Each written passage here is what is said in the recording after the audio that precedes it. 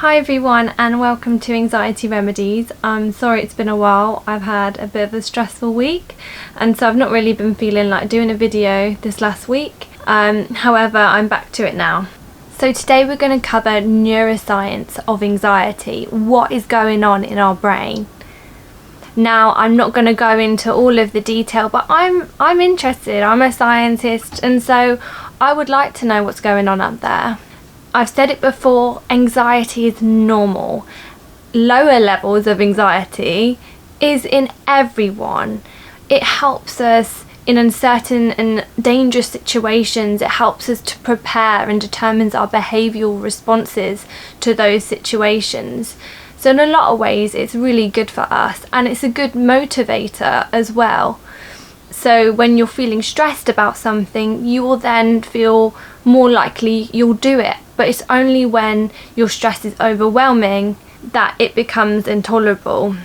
Now, anxiety is different from fear in that fear is short-lived. It's still a negative emotion, but it's more brief and it contributes to our avoidance and escape behaviours. Whereas anxiety is more of the sustained hyper-arousal in those uncertain situations.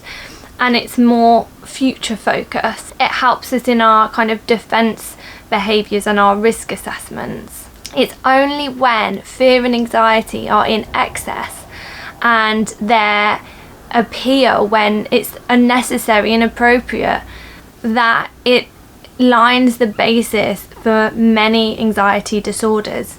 Generalized anxiety disorder and OCD, obsessive compulsive disorder, they're mainly to do with excessive anxiety, whereas other anxieties such as panic disorder, phobias and PTSD are at least in part due to excessive fear.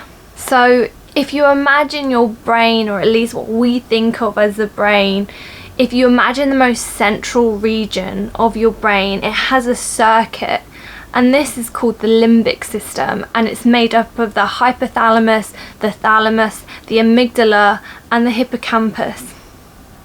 And this circuit is responsible for most of the emotional processing, and this feeds into the prefrontal cortex. And I know I'm throwing big words at you right now, but just imagine a circuit within the center of your brain and it's buried within your brain tissues, and this feeds in to the very frontal cortex of your brain, so right here, and the signals that get fed from the amygdala to the prefrontal cortex integrates the emotional information, and this feeds back to determine what response you're going to give. Now, scientists believe that it's the changes in signaling in this limbic system which at least contributes to most anxiety disorders. Non-invasive imaging such as fMRIs and PET scans have been used in research to see what's going on in your brain in response to certain stimuli, and a lot of the time there's activity in the limbic system and hyperactivity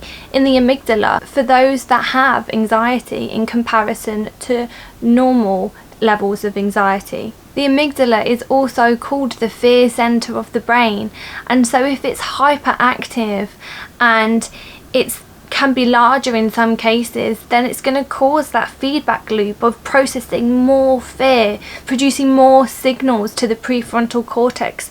So you're at a constant state of that fight or flight. GAD in particular has been associated with a larger amygdala, and if you've got more of that processing machinery to process more fear, then you're going to have that stronger response.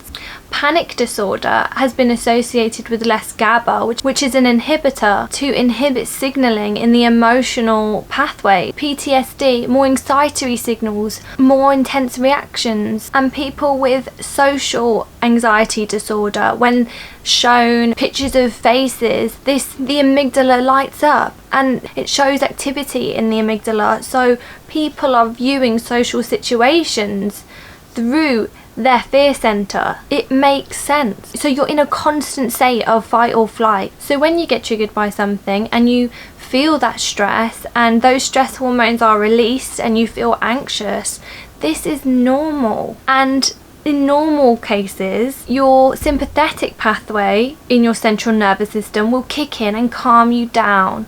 However, unfortunately for us, it doesn't happen too often, and rather than getting that calm sensation, we're producing more stress hormones and getting overwhelmed. Anxiety on a regular basis can make your amygdala larger, and therefore you'll have more emotional signals being processed, and therefore your reaction's going to be more intense. The baseline of your anxiety will gradually increase, and so you're going to be at a constant state of anxiety, and the more that you feed into that loop, the more anxious you're going to feel, the more intense your reactions are going to be, and the more you're going to feel like you're on edge all the time. It's definitely hard to rationalize. The connections between your amygdala and your prefrontal cortex, the place where these emotional signals are integrated and your behavior response is determined, you're going to feel at a constant state of erratic behavior. Another link with anxiety is that it shrinks the hippocampus, which holds on to those long-lasting memories, and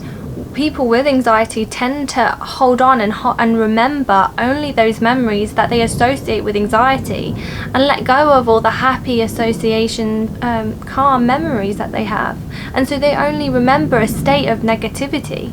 It's a big feedback loop. So I'm with you there. I think my amygdala must be massive. So we want to combat anxiety. Finding the right remedy for you is so important, and you need to start today, because today is a step closer to where you want to be. I had a setback this week, and do you know what? I've come back stronger. I'm not in that same place. I didn't go all the way down the rabbit hole this time. I call that a success. But it's so good to understand the biology behind what's going on in your brain.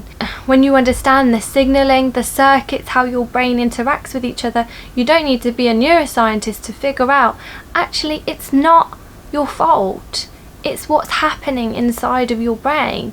And so you need to stop letting it control you and start getting that control back. And you can only do this exploring different remedies that might work for you. Thanks everyone. If you enjoyed this video, give me a like, maybe subscribe, and I'll catch you in the next one.